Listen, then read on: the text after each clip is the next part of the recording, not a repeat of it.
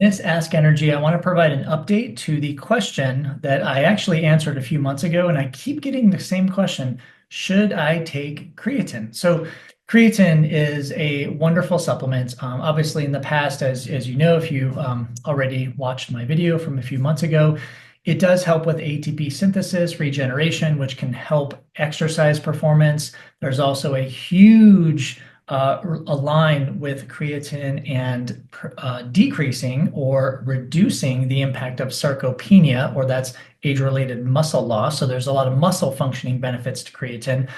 But I want to provide some updates because recently, just in the past few months, I've been reading the research, and there's a couple of different things that have popped up in relation to taking creatine. So the first thing is sleep. So interestingly enough, there has been some research to support taking creatine may, because it depends on the person, right, help with sleep and sleep patterns. Okay, so check that box.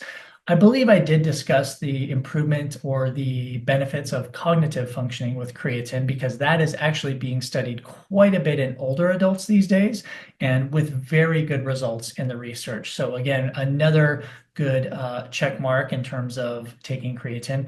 But really what I wanted to emphasize today was not only the sleep, not only the cognitive functioning, but the cardiovascular benefits. So we're talking about the heart and the system of the heart, right? So recently, I just read some articles, some research articles pointing to taking creatine and the benefits of that in actually helping with endothelial functioning. So that's kind of artery stiffness, right? So it actually helps to reduce artery stiffness, if you will, increasing blood flow.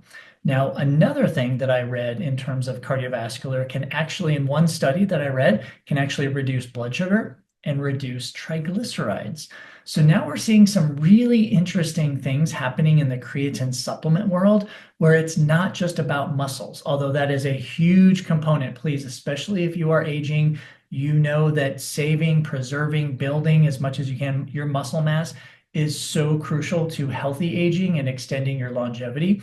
But now we've got ties not only into cognitive functioning, super important for everyone, but specifically for older adults, because mostly that's where the research is pointed, and that's why I'm talking about that, for sleep, and now for cardiovascular benefits. So again, you do have to put context into all of this. The normal dose for taking creatine for most individuals is 3 to 5 grams a day. The newer research that I just read on cardiovascular benefits actually includes a loading dose. So the first study that used this is actually a 4-week study, and they took 20 grams a day, right? That's a lot of creatine for most people.